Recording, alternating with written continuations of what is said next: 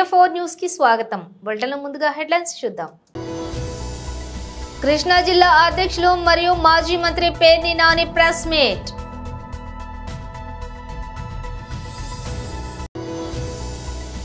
ఉత్తరాంధ్ర గజ దొంగ Botsa Satyanarayana and co Kondapalli Srinivas media సమావేశం.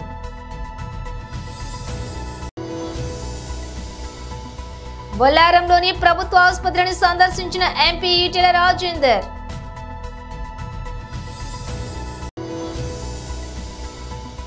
ఏడున విచారణకు రండి, కేటీఆర్ కు ఈడీ నోటీసులు.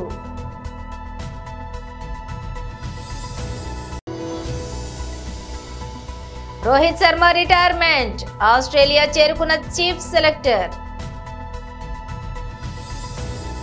ఇక డీటెయిల్స్ చూస్తే కృష్ణా జిల్లా అధ్యక్షులు మరియు మాజీ మంత్రి పేర్ని నాని ప్రెస్ మీట్ నిర్వహించారు. దాంట్లో వచ్చినటువంటి బియ్యం నిల్వల్లో షార్టేజీ దాని మీద గడిచిన 10వ తారీఖు నుంచి ఇప్పటి వరకు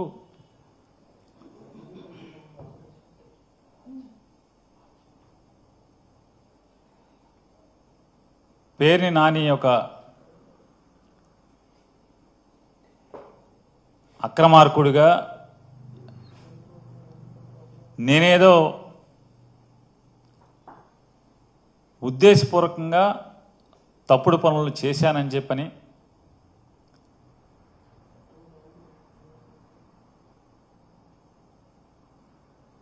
పోలీస్ ఇన్వెస్టిగేషను డిపార్ట్మెంటల్ ఇన్వెస్టిగేషన్ కంటే కూడా మీడియా సోషల్ మీడియా అత్యుత్సాహంతో విపరీతమైనటువంటి రాజకీయ కక్షతో చిలవలు పలవలుగా పుంకాలుగా రోజు వండి వార్చుతున్నటువంటి పరిస్థితులని తెలుగు సమాజం అంతా కూడా చూస్తుంది. వాస్తవంగా దాంట్లో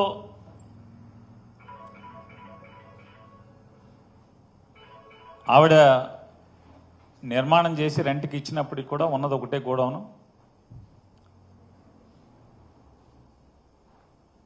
మా అత్తమామలు కానీ మేం కానీ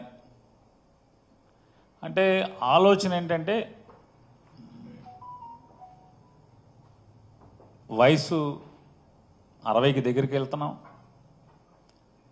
రిటైర్ అయితే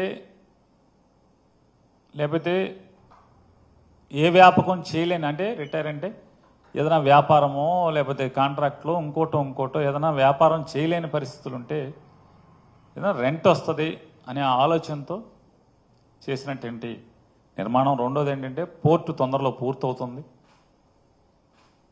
ఎవరో ఒకళ్ళు వచ్చి రెంట్ తీసుకుంటారనేటువంటి నేపథ్యంలో దాన్ని నిర్మాణం చేసిన పరిస్థితులు. సాధారణంగా నేను కానీ నా శ్రీమతి గారు కానీ అసలు దాంట్లోకి వెళ్తాం అనేది, దానికి వెళ్ళి రోజు వెళ్ళి చూడటం లేకపోతే మధ్యలో వెళ్ళి చూడటం, ఇట్లాంటి డే టు డే ఆపరేషన్స్ అన్నీ కూడా మేనేజర్ని పెట్టుకుని స్టాఫ్ని పెట్టుకుని ఆపరేషన్స్ జరుగుతున్నాయి. 25 నవంబర్ 2024 తారీఖున 25వ తారీఖు నవంబర్ 2024న ఆ గోడౌన్స్ కేర్ టేకర్గా ఉన్నటువంటి, అంటే అక్కడ ఆపరేషన్స్ చూస్తున్నటువంటి మేనేజరు వచ్చి షార్టేజీ కనపడుతుందండి, ఏంటో మాకు అర్థం కాలేదు, రికార్డ్స్ అన్ని చూసుకుంటే లారీ కాట ఏదో తేడా కనపడుతుందండి, వేరియేషన్ ఉంది అని చెప్పని. ఉత్తరాంధ్ర గజ దొంగ Botsa Satyanarayana and co Kondapalli Srinivas media సమావేశం నిర్వహించారు.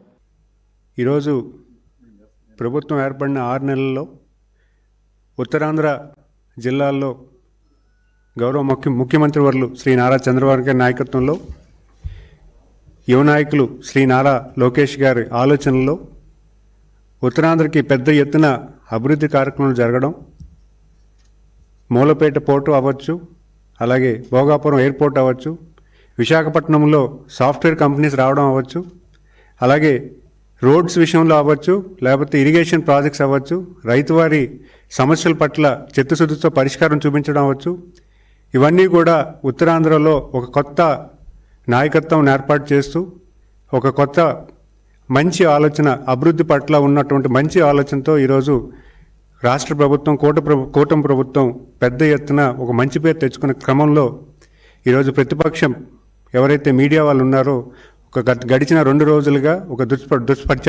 ప్రచారం ఏదైతే చేస్తున్నారో దాన్ని పూర్తిగా నేను ఖండిస్తున్నాను. ఏదైతే వాస్తవాలు లేకుండా పూర్తిగా న్యూస్ ఏదైతే పబ్లిష్ చేస్తున్నారో, ఒక సోషల్ మీడియాలో మొదలైన న్యూస్ని వ్యతిరేకించి ఒక పెద్ద ఎత్తున దాని సెన్సేషన్ క్రియేట్ చేస్తూ యువ నాయకత్వాన్ని, అలాగే జిల్లాలో ఏర్పడినటువంటి ఈ కొత్త నాయకత్వాన్ని బలహీనం చేద్దామన్న ఆలోచనతో ఈరోజు ఒక దుష్ప్రచారం చేస్తున్నారు. ముఖ్యంగా ఆ రోజు జరిగిన విషయం ఏంటంటే, ఈ అసెంబ్లీ నవంబర్ 11వ తారీఖున జరిగింది. ఆ అసెంబ్లీకి వెళ్తున్న క్రమంలో శాసనసభ్యులతో పాటు నేను కూడా కూర్చోవడం జరిగింది. అప్పుడే వచ్చిన ఆ బొత్స సత్యనారాయణ గారిని చూడంగానే అందరూ లేచి పలకరించారు. అది సంస్కారంతో పలకరించిన తప్పించి అక్కడ జరిగినటువంటిది ఏ క్రమం కూడా వాళ్ళు చెప్పినటువంటి పూర్తి స్థాయిలో అసత్య ప్రచారాలు తప్పించి దాంట్లో ఎటువంటి సత్యం లేదని నేను తెలియజేసుకుంటున్నాను. ఈరోజు ఉత్తరాంధ్ర జిల్లాల్లో మంచి వాతావరణం, కుటుంబ పరిపాలన నుంచి కూటమి పరిపాలనలోకి వచ్చాం. మీరు చూసుకుంటే గడిచిన 20 సంవత్సరాల్లో కుటుంబ పరిపాలనని పెద్ద ఎత్తున వాళ్ళు ప్రోత్సహించి విజయనగరం జిల్లాలో పెద్ద ఎత్తున వాళ్ళ తాలూకా కుటుంబ సభ్యులే ఒక్కొక్క కాన్స్టెన్సీ తీసుకొని వాళ్ళు నిలబడడం కానీ, లేకపోతే వాళ్ళ తాలూకా మనిషి నిలబట్టి పూర్తి స్థాయిలో భూదందాలు అవ్వచ్చు, లేకపోతే ఇసుక దందాలు అవ్వచ్చు, లేకపోతే లిక్కర్ దందాలు అవ్వచ్చు, పూర్తి స్థాయిలో వాళ్ళు కుటుంబ పరిపాలన చేసిన తరుణంలో ఈరోజు ప్రజానికం, విజయనగరం జిల్లాలో ప్రజానికం అందరూ కూడా ఏకమై ఈరోజు మొత్తం వాళ్ళెవ్వరినీ కూడా గెలిపించకుండా కూటమి ప్రభుత్వం నిలబెట్టిన క్యాండిడేట్స్ని ఈరోజు ఏకతాటిగా గెలిపించిన ఈ క్రమంలో మీరు ఆలోచన చేస్తే వాళ్ళ తాలూకా పరిపాలన, వాళ్ళ తాలూకా లీడర్షిప్ని పూర్తిగా నిర్వీర్యం చేసే క్రమం మొదలైందని చెప్పుకోవాలి. దాన్ని తట్టుకోలేక ఈరోజు ప్రతిపక్ష మీడియాలు వాళ్ళని బలపరచడానికి ఈరోజు మమ్మల్ని బలహీనం చేసే ప్రయత్నం చేస్తున్నారు తప్పించి ఇక్కడ ఉన్నటువంటి సత్యం ఎటువంటిది లేదని నేను చెప్పగలను. ఎందుకంటే మీరు చూసుకుంటే గడిచిన 40 సంవత్సరాల మా కుటుంబం రాజకీయ నేపథ్యం, తాతయ్య గారి మీద అవ్వచ్చు, లేకపోతే బాబాయ్ గారి మీద అవ్వచ్చు, ఈరోజు నేను కంటెస్ట్ చేస్తున్నటువంటి ఫ్యామిలీ బొత్స కుటుంబం. ఆ కుటుంబం మీద మేము పోరాడి గెలిచి ఈరోజు పార్టీని ఈ రకంగా. బొల్లారంలోని ప్రభుత్వ ఆసుపత్రిని ఎంపీ ఈటెల రాజేందర్ సందర్శించారు. పరంగా ఉండేటువంటి హాస్పిటల్లో పేదవాళ్ళు మాత్రమే, కడుబీదరికంలో ఉన్న వాళ్ళు మాత్రమే వస్తున్నారు. ఆ వచ్చే వాళ్లకు మందులు సకాలంలో ఇవ్వడం కానీ, వచ్చే వాళ్లకు సర్వీస్ అందించేటువంటి డాక్టర్లు కానీ, నర్సులు కానీ చక్కగా లేరనేటువంటి వార్తలు ఈ మధ్య బాగా వినబడతా ఉన్నాయి. ఈ హాస్పిటల్లో సూపర్ స్పెషాలిటీ హాస్పిటల్స్ ఏవైతే ఉన్నాయో, గాంధీ, ఉస్మానియా లాంటి హాస్పిటల్స్ ఏవైతే ఉన్నాయో వాటిలో విపరీతంగా పేషెంట్లు పెరిగిపోయి సౌకర్యాలు తగ్గిపోయి ఇబ్బంది పడుతున్న పరిస్థితి దృష్టికి వచ్చింది. దాంట్లో భాగంగానే ఈరోజు మేము ఈ మల్కాజిగిరి పార్లమెంటు పరిధిలో ఉన్నటువంటి కంటోన్మెంట్ హాస్పిటల్ కావచ్చు, మిగతా హాస్పిటల్ కావచ్చు, అర్బన్ హెల్త్ సెంటర్ కావచ్చు, ఇవన్నీ కూడా విజిట్ చేసి ప్రజలతో ఇంటరాక్ట్ అయ్యి హాస్పిటల్లో పనిచేసే సిబ్బందితో కూడా ఇంటరాక్ట్ అయితే ఒక 50 రూపాయలు డాక్టర్ కన్సల్ట్ చేయాలంటే, పీడియాట్రిక్ చిన్నపిల్లల డాక్టర్ అయితే 50 రూపాయలు, ఇట్లా అనేక వాటికి సర్వీస్ ఛార్జీలు పెట్టారు. ఇక్కడ డెలివరీ అయ్యే వాళ్ళకి తప్పకుండా ఇది మంచి హాస్పిటల్ కాబట్టి ఈ కంటోన్మెంటే కాకుండా హాస్పిటల్ కాబట్టి ఇంత స్టాఫ్ ఉన్నందుకు ప్రజలకు మరింత మెరుగైన సేవలు అందించే దానికోసం ప్రయత్నం చేస్తాం. పూర్తి స్థాయిలో మందులు ఫ్రీగా ఇవ్వడం కానీ, ఎమర్జెన్సీ సర్వీసెస్లు సకాలంలో అందించడం కానీ, డెలివరీస్ ఇక్కడ చాలా తక్కువ అవుతున్నాయి, నెలకు 4-5 కూడా అవుతలేవు, డెలివరీస్ పెంచడం కానీ ఇవన్నీ కూడా పెంచే ప్రయత్నం చేస్తాం. నేను కంటోన్మెంట్ బోర్డులో ఇక్కడ పార్లమెంట్ సభ్యుడిగా అయిన తర్వాత కంటోన్మెంట్ బోర్డులో నేను కూడా మెంబర్ని కాబట్టి డెఫినెట్గా ఈ దవాఖానలో డాక్టర్ల కొరత కావచ్చు, ఇతర స్టాఫ్ కొరత కావచ్చు, మందుల కొరత కావచ్చు, ఇతర ఎక్విప్మెంట్, ఇక్కడ డెంటల్ సంబంధించిన ఎక్విప్మెంట్ ఉంది సంపూర్ణంగా లేదు, ఇవాళ లేబర్ రూమ్ ఉంది, ఆపరేషన్ థియేటర్ ఉన్నది, దాని సౌకర్య సకాలు ఇవన్నీ మెరుగుపరిచేటువంటి ప్రయత్నం తప్పకుండా చేస్తామని చెప్పి ఈ సందర్భంగా మనం చేస్తున్నాం. డెఫినెట్గా ఈ హాస్పిటల్ పురాతనమైన పేరున్న నమ్మకమైనటువంటి హాస్పిటల్ కాబట్టి ఇవాళ ఈ ప్రాంత ప్రజలకి రూపాయి భారం లేకుండా ఉండే పద్ధతి కోసం ప్రయత్నం చేస్తాం. ఫార్ములా ఈ రేస్ కేసులో ఈడీ దూకుడు పెంచింది. ఈ కేసులో ఆరోపణలు ఎదుర్కొంటున్న బీఆర్ఎస్ వర్కింగ్ ప్రెసిడెంట్ కేటీఆర్ కు నోటీసులు జారీ చేసింది. వచ్చే నెల 7న విచారణకు హాజరు కావాలని అందులో కోరింది. ఇదే కేసులో ఆరోపణలు ఎదుర్కొంటున్న ఐఏఎస్ అధికారి అరవింద్ కుమార్, హెచ్ఎండిఏ మాజీ చీఫ్ ఇంజనీర్ బిఎల్ఎన్ రెడ్డి కూడా నోటీసులు జారీ అయ్యాయి. అరవింద్ కుమార్, బిఎల్ఎన్ రెడ్డిని వరుసగా జనవరి 2, 3 తేదీల్లో విచారణకు పిలిపించింది. ఈ కేసులో కేటీఆర్ A1గా, అరవింద్ కుమార్ A2గా, బిఎల్ఎన్ రెడ్డి A3గా కేసు నమోదు చేసిన ఏసీబీ దర్యాప్తు చేస్తోంది. ఇదే కేసులో ఈడీ మనీ లాండరింగ్ ఆరోపణలపై దర్యాప్తు ప్రారంభించింది.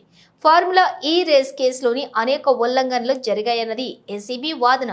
2022లో తొలిసారి జరిగిన ఒప్పందంలో గవర్నర్ అనుమతి తీసుకోలేదని, 2023లో చేసుకున్న ఒప్పందంలో ఒక అడుగు ముందుకు వేసి విదేశీ కరెన్సీ రూపంలో నిధులు చెల్లించడం పూర్తిగా నేరపూరిత చర్యనన్నది ఏసీబీ వాదన.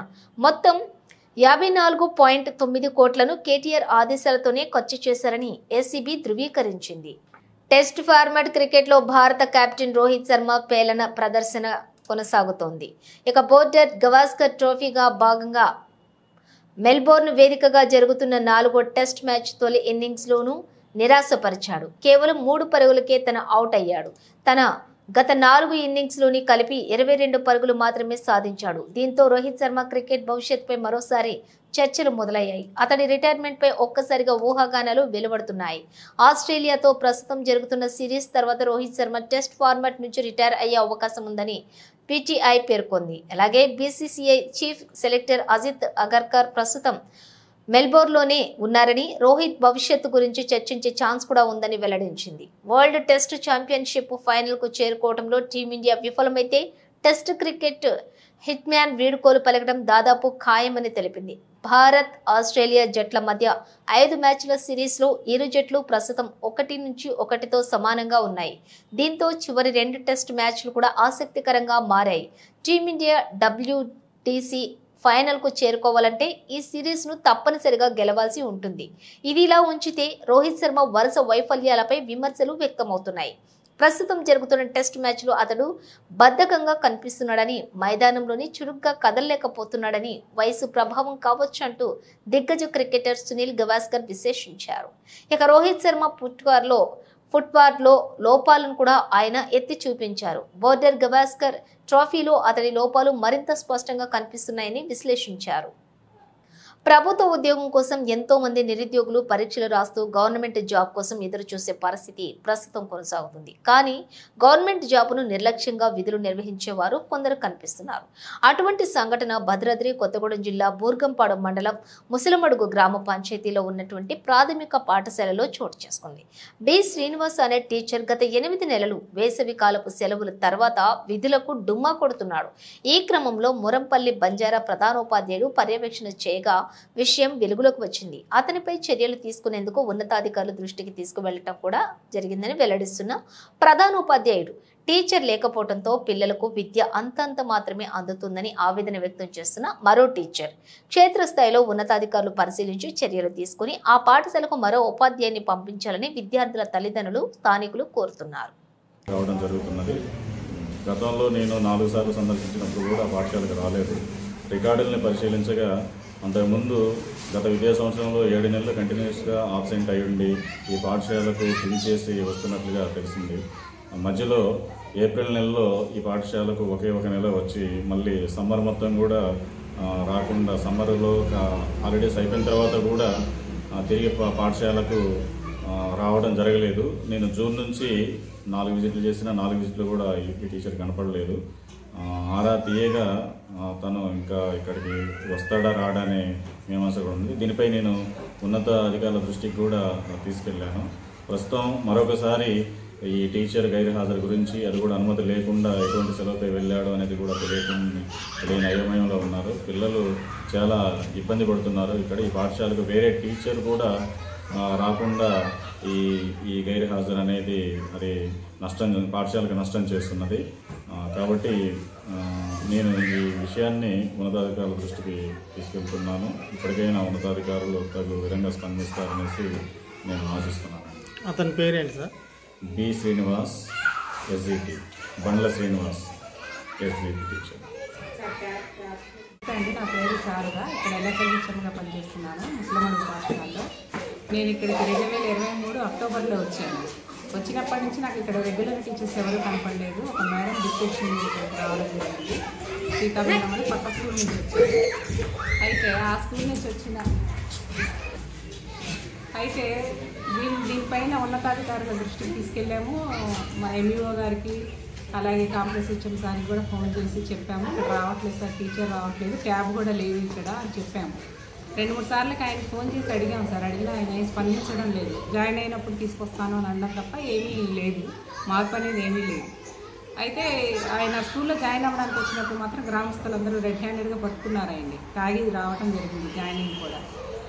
అది తాగి వచ్చినప్పుడు ఇది తాగి రాకూడదు అని అంటే తాగి రాకుండా వస్తాను అనేసి మాట తీసుకొని డిఈఓ గారి దగ్గర నుంచి లెటర్ తెచ్చుకొని ఎంఈఓ గారి దగ్గర నుంచి కూడా లెటర్ తెచ్చుకొని స్కూల్లో జాయిన్ అవ్వడం జరిగింది. కానీ జాయిన్ అయిన కాడి నుంచి కూడా మళ్ళీ సేమ్ పద్ధతి, అట్లాగే తాగి రావటం, స్కూల్లో లేకపోవటం, ఏదో ఒక పని మీద నాకు జ్వరం వచ్చిందనో ఏదో ఒక పని మీద బయటికి వెళ్ళడం, మళ్ళీ తాగి రావడం తప్ప ఏమీ లేదు. ఆయన వల్ల ప్రయోజనం అయితే స్కూల్లో ఏమీ లేదు. ఇలాంటివి 2-3 సార్లు నేను ఉన్నతాధికారుల దృష్టికి తీసుకెళ్లాను. లెటర్ ద్వారా ఆల్రెడీ డిఈఓ గారికి కూడా ఎమ్మెల్యే ముఠా గోపాల్ అనుచరులు పలు భవన నిర్మాణాల నిర్వాహకులపై ఒత్తిడి తీసుకువస్తున్నారని ఆరోపణలు అవాస్తవమని ఎమ్మెల్యే ముఠా గోపాల్ ఖండించారు. రాజకీయంగా తమ ఎదుగుదలను చూసి ఓర్వలేని కొన్ని శక్తులు తనపై తప్పుడు ప్రచారం నిర్వహిస్తూ ఉన్నారని ఆయన స్పష్టం చేశారు. రెండో పర్యాయం కూడా ఎమ్మెల్యేగా ప్రజల మనసుల్లో గెలిచానని తనపై బురద చల్లుతున్నారని, ఓర్వలేని కొన్ని శక్తులు దుష్ప్రచారం చేస్తున్నారని ఆయన ఆరోపించారు. తమ పార్టీ కార్యకర్తలు, నాయకులు తమ పేరు చెప్పుకునే అనుచరులుగా చెప్పుకునే వ్యక్తులపై కూడా బాధితులకి ఎవరైనా తన దృష్టికి తీసుకురావాలని చెప్పి, అలాగే పోలీసులకు ఫిర్యాదు చేయాలని, వారిపై కఠిన చర్యలు కూడా తీసుకోవాలని పోలీసులకు ఆదేశిస్తారని ఆయన స్పష్టం చేశారు. నూతనంగా నిర్మించే బిల్డింగ్ల దగ్గర పోయి మేము ముఠాగోపాల్ మనుషులమని చెప్పి, మేము ముఠాగోపాల్ అనుచరమని చెప్పేసి వసూలు చేస్తున్నారని చెప్పి ఆరోపణలు వస్తున్నాయి సార్. ఇది ఎంతవరకు నిజం సార్? అది శుద్ధాబద్ధం. మేము ఎప్పటికీ ఏ వ్యక్తి దగ్గరికి కన్స్ట్రక్షన్ దగ్గరికి పంపించి డబ్బులు కలెక్ట్ చేసిన పాపని ఇంతవరకు పోలేదు. నేను మేమే స్వయంగా చాలామందికి అవసరానికి అనుగుణంగా డబ్బులు ఇస్తూనే ఉంటాం. చదువుల గురించి కానీ, మనిషి ఆరోగ్యం బాగోలేకపోయినా కానీ, కాలేజెస్ ఫీజు అయినా కానీ, ఇలాంటి ఎప్పుడు మా హోటళ్ళకు మేము సహకరిస్తూ ఉంటాం. కానీ మేము మాత్రం మేనాడు డబ్బులు కలెక్ట్ చేసే పాపన పోలేదు, అవసరం లేదు. అలాంటి వాళ్ళు వస్తే ఇమీడియట్గా వాళ్ళ గురించి పోలీస్ రిపోర్ట్ చేయండి, నాకు చెప్పండి, ప్లస్ వాళ్ళపైన యాక్షన్ తీసుకుని ఏర్పాటు చేస్తాం. నేను ఇటువంటి ఉన్న వాళ్ళను నేను చూసి సహించాను. I don't encourage this type of people also. అలాంటిది ఏమొచ్చినా కానీ please take action against those fellows. నాకు కంప్లైంట్ చేయండి, పోలీస్ కంప్లైంట్ చేయండి, కార్పొరేషన్ ఆఫీస్ కంప్లైంట్ చేయండి. తర్వాత వాళ్ళ సంగతి అయితే మేము చూసి చెప్తాం. చేస్తేనే వస్తుంది కావచ్చు. వాళ్ళ పోలీస్ పక్కే చిక్కడపల్లి పోలీస్ స్టేషన్ ఉంది, ముషాబాద్ పోలీస్ స్టేషన్ ఉంది, గాంధీ పోలీస్ స్టేషన్, ఇవన్నీ పోలీస్ మాకే వస్తాయి పోలీస్ స్టేషన్లు. కనుక్కోండి. అలా చేసింది అనుకున్నా video police station case book చేయొచ్చు, పోలీస్ స్టేషన్ పెట్టి అక్కడికి జైలు కూడా పంపించే ఏర్పాటు చేయొచ్చు. ఓకే. అది కూడా చెప్పాలి. ఎవరు వాడి డబ్బులు కలెక్ట్ చేసినా కానీ నేను ప్రతి ఒక్కరు చెప్పదలుచుకుంది అంటే, ఏ వ్యక్తి దగ్గర డబ్బులు కలెక్ట్ చేసుకునే అవసరం నాకు లేదు. నేను కూడా మంచి బిజినెస్ మ్యాన్. నేను కావాలంటే 10 మందికి సహకరించే లెవెల్ ఉన్నాను, కానీ వేరే దగ్గరికి డబ్బులు కలెక్ట్ చేసే అవసరం నాకు లేదు. అలా ఎవరు వచ్చినా కానీ వాళ్ళపైన పోలీస్ రిపోర్ట్ చేయండి, నాకు చెప్పండి, గ్యారంటీగా వాళ్ళపైన కేసు బుక్ చేసి చెప్పండి. నేను బుక్ చేయించి ఏర్పాటు నేను చేస్తాను. ఓకే. నవంబర్ నెలలో తిరుమల శ్రీవారి హుండీ ద్వారా 113 కోట్ల ఆదాయం వచ్చిందని టీటీడీ చైర్మన్ బిఆర్ నాయుడు వెల్లడించారు. గత నెలలో స్వామివారిని 20.37 లక్షల మంది భక్తులు దర్శించుకున్నారని, 97 లక్షల లడ్డూలు విక్రయించామని వివరించారు. 7.31 లక్షల మంది భక్తులు వెంకటేశ్వర స్వామివారికి తలనీలాల మొక్కులు సమర్పించుకున్నారని, 19.74 లక్షల మంది భక్తులు అన్నప్రసాదాలు స్వీకరించారని బిఆర్ నాయుడు తెలిపారు. గరుడాద్రి పర్వతానికి కొత్త వెలుగు కాగా టీటీడీ చైర్మన్ బిఆర్ నాయుడు ఆదేశాలకు గరుడాద్రి పర్వత శ్రేణుల వద్ద టీటీడీ విద్యుత్ సిబ్బంది ఆకర్షణీయమైన లైటింగ్ ఏర్పాటు చేసి గరుడాద్రి పర్వతం తిరుమల నుంచి తిరుపతికి వచ్చే మొదటి ఘాట్ రోడ్డు చివరిలో ఉంటుంది. గత 5 ఏళ్లుగా ఇక్కడ లైట్లు లేవని తెలుస్తోంది. ఇటీవలే టీటీడీ చైర్మన్ గా బాధ్యతలు స్వీకరించిన బిఆర్ నాయుడు దీనిపై దృష్టి సారించారు. తాజాగా విద్యుత్ సిబ్బంది ఇక్కడ లైట్లు ఏర్పాటు చేయడంతో గరుడాద్రి పర్వతం వెలుగులు విరజిమ్ముతోంది. అంతేకాదు ఘాట్ రోడ్డును ఆనుకుని ఉండే వినాయక ఆలయం వద్ద ట్రయల్ రన్ కింద 6 ఫోకస్ లైట్లను కూడా ఏర్పాటు చేశారు. బులెటిన్ ముగించే ముందు హెడ్లైన్స్ మరోసారి. కృష్ణా జిల్లా అధ్యక్షులు మరియు మాజీ మంత్రి పేర్ని నాని ప్రెస్ మీట్.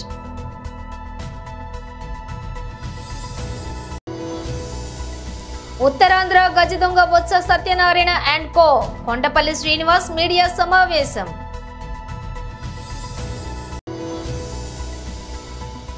బొల్లారంలోని ప్రభుత్వ ఆసుపత్రిని సందర్శించిన MP Etela Rajender.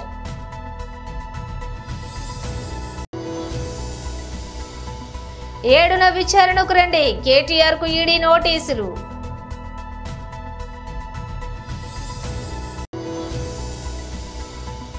Rohit Sharma retirement, Australia చేరుకున్న చీఫ్ సెలెక్టర్. ఇవి బులెటిన్ విశేషాలు. మరో బులెటిన్ తో మళ్ళీ కలుద్దాం.